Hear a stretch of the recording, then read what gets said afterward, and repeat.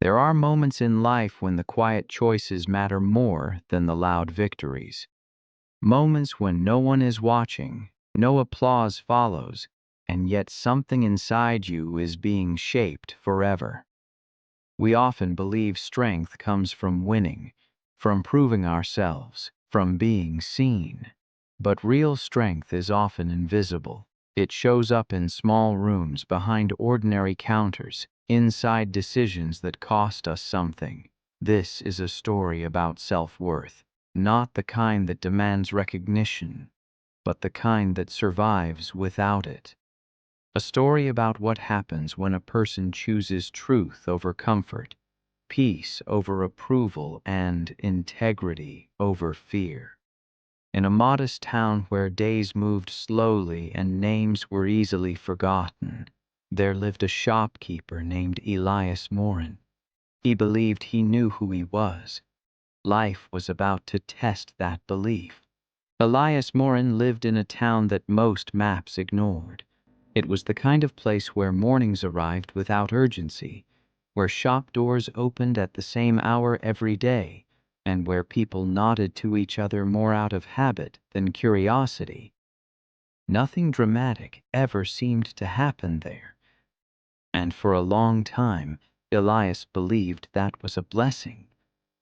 His shop sat on the corner of a narrow street, squeezed between a closed tailor's store and a bakery that smelled like warm bread before sunrise. The sign above the door was faded, the paint chipped by years of sun and rain. Inside, the shelves were neat, almost obsessively so. Every item had its place, every price tag was straight. Order made Elias feel safe. He had inherited the shop from his father, along with the unspoken rule that a man's worth was measured by how well he kept what he was given. Elias followed that rule carefully. He opened the shop before the street stirred. He closed it after the last footsteps faded. He spoke politely, listened patiently, and avoided conflict whenever possible. To the town, Elias was reliable, quiet, forgettable in the best way. But inside him lived a constant, restless question. Am I enough? He didn't ask it out loud. He didn't even fully admit it to himself. Instead, it showed up in smaller ways, in how closely he watched customers' reactions, in how deeply he felt criticism, in how much relief he felt when someone praised his honesty or fairness. Those moments mattered more than he wanted to admit. Elias believed self-worth came from being seen as good, as trustworthy, as respectable. And while honesty was something he valued, approval was something he needed. The difference between the two was subtle and dangerous. At night, when the shop lights were off and the street was quiet, Elias would sit alone behind the counter, the silence pressed against him. He'd look at his hands, hands that had counted coins, weighed goods, and passed change back and forth for years, and wonder if this was all his life would ever be. He didn't want fame. He didn't dream of leaving the town. What he wanted was simpler, yet heavier. He wanted to matter, to be someone people trusted, not just because it was convenient, but because it meant something. To feel solid inside, not dependent on smiles or approval. But Elias didn't know how to build that kind of strength, so he leaned on routine, on discipline, on doing things the right way, hoping the feeling would follow. Every morning he told himself the same quiet promise: if I do everything correctly, I'll feel whole. And for a while that promise seemed to work. But life has a way of testing what we build our self-worth on, especially when it's built on what others think. Elias didn't know it yet, but the calm order of his days was about to be challenged, not by chaos, but by a choice, a small one, the kind that reveals who we truly believe we are, and whether we're brave enough to face it. Change didn't arrive all at once. It slipped in quietly, like sunlight moving across a floor. At first, Elias noticed it in the smallest ways.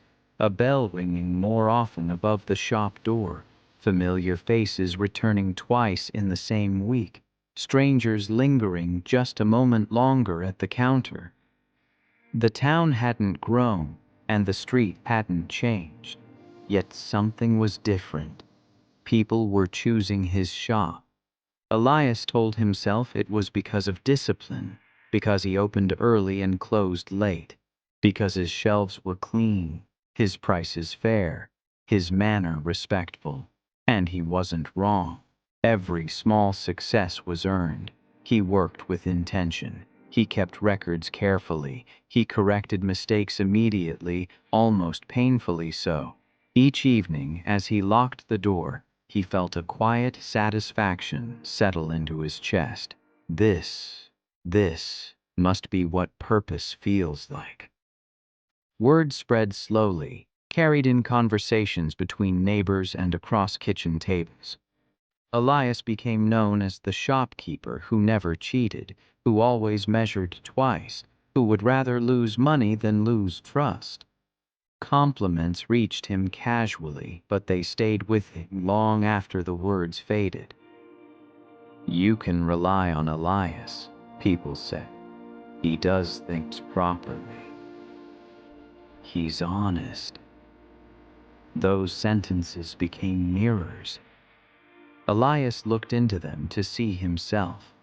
The shop's profits increased just enough to notice, not enough to change his life, but enough to soften the edges of worry. He replaced a broken scale. He repainted the door. He fixed the flickering light above the counter. Each improvement felt like proof that his way of living was working. And with that proof came pride. Not loud pride, not arrogant pride, but a quiet, careful pride that wrapped itself around his identity. Elias began to believe that his worth was confirmed by the shop's success, by the trust he'd earned. Honesty wasn't just a value anymore, it was his reputation. And reputations can become fragile. He started paying closer attention to numbers, to margins, to what he might lose if things went wrong. The same discipline that once brought peace now carried tension beneath it. Every mistake felt heavier. Every slow day felt personal. Still, he pushed forward. He told himself that growth required sacrifice. That pressure was part of responsibility. That the unease he felt was simply the cost of becoming someone respectable. He worked harder, stayed later, smiled through exhaustion. Inside, something subtle shifted. Where he once acted from principle, he now acted from fear. Fear of losing what he had built, fear of disappointing those who trusted him, fear of becoming ordinary again. Elias didn't notice the change at first. He only noticed that his chest felt tighter at night, that rest came less easily, that the shop, once a place of meaning, now carried expectation. Success, he learned, doesn't always bring peace. Sometimes it reveals what we're holding on to, and as the town's trust in Elias grew, so did the weight of maintaining it. He began to believe that being good wasn't enough. He had to appear good, always. The flaw was small, almost invisible, but it was there, waiting. The fall didn't arrive with noise or warning. It came disguised as a reasonable solution. One afternoon, near the end of a long week, a shipment arrived late. The supplier stood across the counter, tired and impatient, explaining shortages, rising costs, delays that Elias had heard too many times before. The numbers didn't add up the way they used to. Margins were thinner. Losses felt closer. Elias listened, nodding slowly, already calculating the damage. That evening, after the shop closed, he stood alone beneath the dim ceiling light.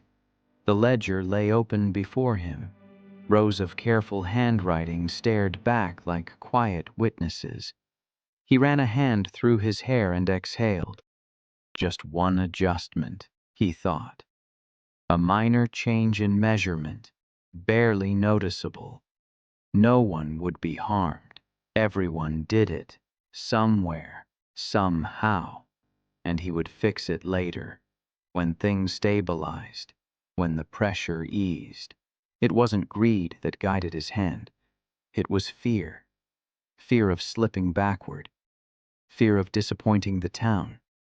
Fear of losing the identity he had built so carefully. Elias told himself the story he needed to hear, that this wasn't dishonesty, only survival. The pen moved. The choice was made. The next day passed without incident. Customers smiled. Transactions flowed. No one noticed. The world did not end. And in that quiet continuation, something dangerous settled into Elias's chest. Relief. Relief quickly learned how to justify itself. Once became twice. Twice became routine. The change was small enough to hide from others, but not from himself. At night, Elias avoided looking too closely at the numbers. He stopped lingering behind the counter in silence. He closed the shop faster, as if motion alone could outrun thought. Then the questions began. A regular customer paused, confused by a discrepancy. Another returned an item, uncertain. Elias explained smoothly, practiced calm, masking unease. Each conversation ended politely, but something shifted in their eyes. Trust doesn't break loudly. It thins. Rumors don't accuse directly. They circle. Elias felt it in the way greetings shortened, in the way conversations ended a moment earlier than before. He felt it in himself most of all, a constant tightening, a sense of being watched even when alone. One evening, he caught his reflection in the shop window as he locked up. The streetlight cast his face in harsh shadow. For a moment, he didn't recognize the man looking back. He had done everything right, and yet something was wrong. The fall wasn't the dishonest act itself. It was the moment Elias realized his self-worth had been tied so tightly to being seen as good that he was willing to lose goodness to protect the image. That night, sleep refused him. Because once you betray your own values, even quietly, the noise lives inside you, and there is no closing time for that. Elias didn't confront the truth. He reorganized it. Each morning he unlocked the shop with the same steady hands, straightened the same shelves, greeted the same faces. From the outside, nothing had changed. The rhythm of his life continued, familiar and controlled. And that was the story he clung to. That if life looked normal, then it was normal. He told himself the lie was temporary, that he would correct the numbers soon, that once the pressure eased, he would return everything to the way it was. But days passed, then weeks. The opportunity to undo the choice slipped further away, replaced by the fear of exposure. The cost of honesty grew heavier with time. Elias began to live in careful calculation of words, of expressions, of what might be noticed. Denial is rarely loud. It whispers. It soothes. He justified himself in quiet moments. I've done more good than harm. No one is suffering. This town needs the shop to survive. And yet every justification asked him to move a little further from himself. At night, Elias sat alone in the darkened shop, the smell of dust and paper thick in the air. He avoided the ledger now, avoided the silence. He found reasons to stay busy, repairing hinges that didn't need fixing, cleaning counters already spotless. Stillness had become dangerous, because in stillness the truth waited. He noticed how his chest tightened when someone mentioned honesty in passing. How compliments no longer warmed him, but burned instead. Praise had turned into a reminder of the distance between who he was and who he pretended to be. The town sensed it before he admitted it. Customers came less often. Conversations felt guarded. People still smiled, but their eyes searched for something, certainty perhaps, or reassurance that never fully arrived. Trust, once freely given, now required proof Elias couldn't offer without unraveling everything. And so he held on tighter. To the shop. To the routine. To the version of himself that once felt solid. Letting go felt impossible. Not because he didn't know the truth, but because accepting it meant admitting that his self-worth had been built on something fragile. That the respect he chased was conditional. That the strength he thought he had was borrowed. Denial became his shelter, a narrow one, but shelters shrink over time. And slowly, quietly, Elias began to suffocate inside it. Not from guilt alone, but from the exhausting work of pretending to be someone he no longer recognized. He told himself he could carry it, that this was the price of responsibility, that real adults lived with compromises. But deep down he knew something had been lost. Not the shop, not the money. Himself. The shop grew quieter. Not suddenly, but noticeably. The bell above the door rang less often. Footsteps passed the window without slowing. Shelves remained full longer than they should have. Elias told himself it was the season, the economy, the town's shift in habits. He told himself many things, but the silence felt personal. Days stretched longer now. Hours passed without conversation. Elias stood behind the counter, listening to the hum of the old refrigerator, the faint creak of the building settling. The shop, once alive with purpose, now felt hollow, like a stage after the audience has gone home. And inside him, something matched that emptiness. He stopped caring about small details. A crooked label stayed crooked. Dust gathered in corners he once cleaned daily. The discipline that once gave him strength now felt pointless. Without trust, real trust, routine became performance. Elias avoided mirrors. When he did catch his reflection, he looked older. Not in years, but in weight.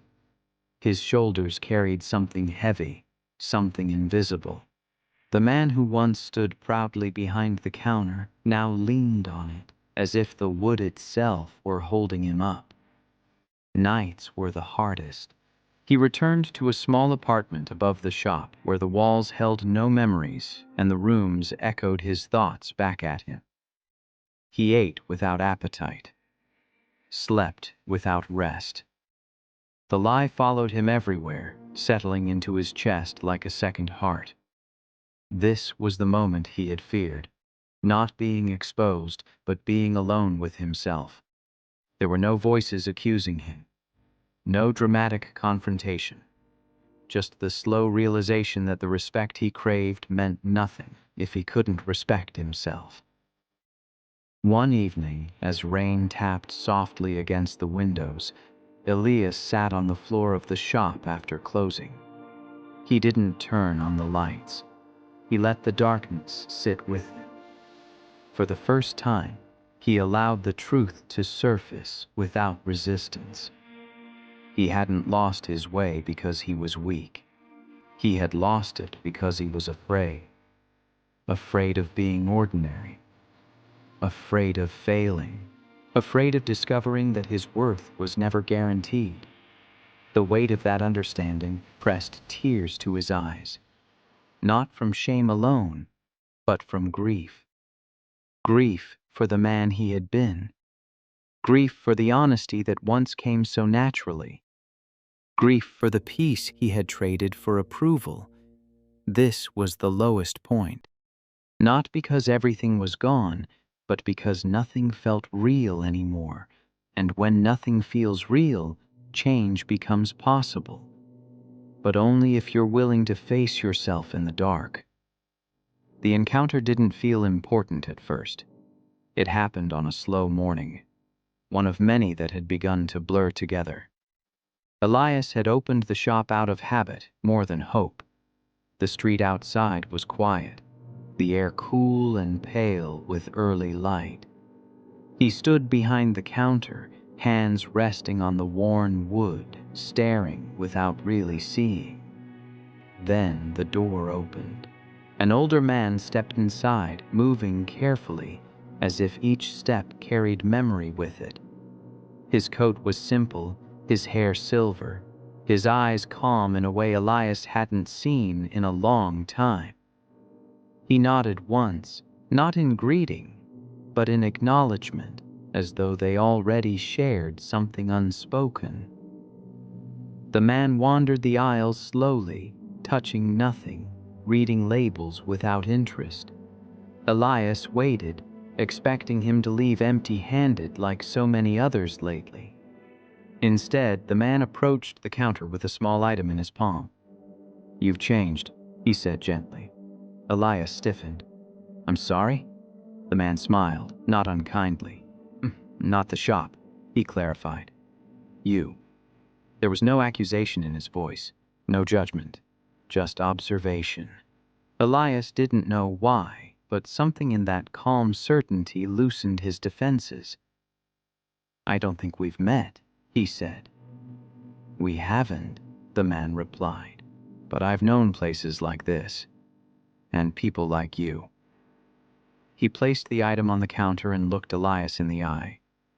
"This used to feel lighter in here." The words landed softly and struck deeply. Elias felt the familiar urge to explain, to justify, to hide behind reason. But the man wasn't waiting for answers. He was waiting for honesty. "Why do you stay?" the man asked. The question was simple, disarming. Elias opened his mouth, then closed it again. He had many answers ready: responsibility, routine, necessity. None of them felt true enough. "I'm not sure," he admitted. The man nodded, as if this was the only answer that mattered. "Most people think strength is holding on," he said. "But sometimes it's knowing when something is costing you too much." He paid, thanked Elias, and turned toward the door. Just before leaving, he paused. "Peace," he said quietly, "doesn't come from being seen as honest. It comes from being honest, especially when no one is watching." Then he was gone. The bell rang once. The street swallowed him. Elias stood frozen, heart racing, the words echoing in the space the man had left behind. They weren't new ideas. He had known them once. But hearing them now felt like a mirror being held up, not to shame him, but to remind him. For the first time in a long while, Elias didn't push the feeling away. He let it sit. Truth had entered gently, and it had not asked him to run. Rebirth didn't arrive as a dramatic decision. It arrived as a quiet one. That night, Elias reopened the ledger. He did not rush. He did not look away. He sat at the counter long after the street fell silent. The pages spread before him like a history he could no longer deny. For the first time since the fall, he told himself the truth without defense. "I chose fear over self-respect." The realization hurt, but it also steadied him. Healing, Elias discovered, begins not with fixing everything, but with stopping the lie. He traced the numbers slowly, recalculating, correcting what he could. Some losses could not be undone. Some trust could not be instantly repaired. Accepting that was part of the discipline now. The next morning he made small changes. He adjusted measurements back to what they should be. He raised prices slightly, honestly, explaining when asked. Some customers frowned. A few left. Elias let them go. Letting go felt like standing in open air after years underground. He stopped rehearsing explanations, stopped overcompensating. He spoke plainly, even when it was uncomfortable. Especially then. Inside him, something began to realign. The anxiety didn't vanish overnight. Guilt still visited in quiet moments, but it no longer ruled him. Each honest action, no matter how small, felt like returning a piece of himself he had misplaced. Discipline took on a new meaning. It wasn't about perfection anymore. It was about consistency with his values. Elias began closing the shop earlier, choosing rest over exhaustion. He ate slowly, slept more deeply. When doubt surfaced, he didn't silence it. He listened. This was humility, and humility, he learned, was strength without armor. The shop remained quieter than before, but the quiet no longer accused him. It felt clean, honest, real. One afternoon, a regular customer returned, hesitant, cautious. Elias met her eyes without flinching. He explained a price increase simply. She nodded, accepting. The exchange was brief, ordinary, and yet Elias felt something shift. Not pride, peace. Rebirth is not the moment everything improves. It's the moment you stop betraying yourself. And in that choice, repeated daily, Elias felt something solid begin to grow. Not in the shop, but within. The hardest tests didn't come during the fall. They came after. As weeks passed, the shop found a fragile balance. Income was modest. Some days were slow. Others carried just enough to keep the doors open. Elias told himself this was enough, and most days he believed it. But old habits are patient. They wait for moments of weakness. One afternoon, a familiar pressure returned. A supplier offered a deal. Quieter this time, more subtle. Lower costs, flexible reporting. No one would know. The suggestion was wrapped in understanding, framed as help. Elias felt the old tightening in his chest. This was the real test. Not the obvious wrong, but the comfortable, almost right. For a moment his mind reached for the old logic. Just until things stabilize. Just this once. The temptation didn't feel evil. It felt reasonable. It felt kind. That's what made it dangerous. Elias closed his eyes briefly. He thought of the quiet peace he had begun to feel, of the way he slept now, of how it felt to meet his own reflection without flinching. He declined. The decision cost him. Immediately. The next month was hard. He cut expenses, let go of convenience. He felt fear return. But this time it didn't control him. Strength, he learned, isn't proven once. It's proven in repetition. There were days he questioned everything, days when he wondered if honesty was a luxury for those who could afford it. Days when being principled felt lonely, but each time he chose the same path.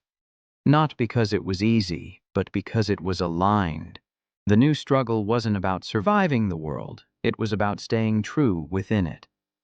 And slowly, quietly, that consistency began to feel like something stronger than confidence. It felt like trust in himself. The dawn Elias woke to one morning felt different. Not brighter, not dramatic, just lighter. He noticed it in the way his breath settled before his feet touched the floor, in the absence of urgency, in the quiet acceptance of whatever the day might bring. For the first time in years, his mornings were no longer negotiations with anxiety. The shop opened as usual. The bell rang. Sunlight spilled across the floor. Dust floated lazily in the air. Ordinary things.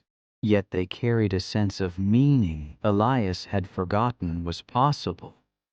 Customers returned slowly, not all of them, not in crowds, but the ones who came stayed. They asked questions. They trusted the answers. Conversations lengthened again, not because Elias tried harder, but because he was no longer hiding. Trust, rebuilt, moved at a human pace. Elias stopped measuring success by numbers alone. He measured it by how he felt at closing time, by the absence of tension in his chest, by the quiet pride that came from alignment, not applause. Purpose revealed itself in unexpected ways. The shop became a place of honesty, not because Elias advertised it, but because it lived there. Mistakes were acknowledged, prices were explained, promises were kept, even when it hurt, and something remarkable happened. Elias no longer needed to be seen as good. He simply was. The town noticed eventually, not in headlines or praise, but in trust returned without suspicion, in loyalty built slowly, authentically, in the quiet knowledge that some things once rebuilt properly are stronger than before. Peace settled into Elias's life like a steady companion. This was the new dawn. Not the reward for perfection, but the result of choosing self-worth over fear, again and again. There is a quiet truth hidden inside this story. It's not about a shop. It's not about money. It's not even about honesty as a rule. It's about self-worth, the kind that doesn't ask permission to exist. Elias Morin didn't lose himself because he was careless. He lost himself because he believed his value depended on being approved, admired, and protected from failure, and when that belief was threatened, he chose fear over truth. Maybe you've done the same. Maybe you've held on to something that slowly cost you your peace. Maybe you've justified choices that didn't align with who you really are. Maybe you've stayed quiet, stayed small, stayed comfortable, because letting go felt too risky. Here is what this journey leaves us with. Real strength is not the ability to maintain an image. It is the courage to face yourself when the image cracks. Self-worth does not come from being seen as honest. It comes from choosing honesty when no one is watching. Discipline is not about control. It is about consistency with your values, even when it costs you. Failure is not the end of your story. It is often the moment your real story begins. Letting go is not weakness. It is the release of what no longer respects you. Healing is not loud. It happens quietly, through small choices repeated daily. And rebirth does not require perfection. It only requires truth. If you are standing at a crossroads right now, between comfort and integrity, between fear and purpose, remember this: you don't need to prove your worth. You only need to protect it. Choose the path that lets you sleep peacefully at night. Choose the version of yourself you can live with in silence. Because in the end, the strongest life is not the one that looks successful. It is the one that feels honest. If this story resonated with you, share it with someone who needs a reminder of their own strength. And if you want more stories like this, calm, reflective, and human, remember to like, subscribe, and stay. Your journey matters, and it's never too late to return to yourself.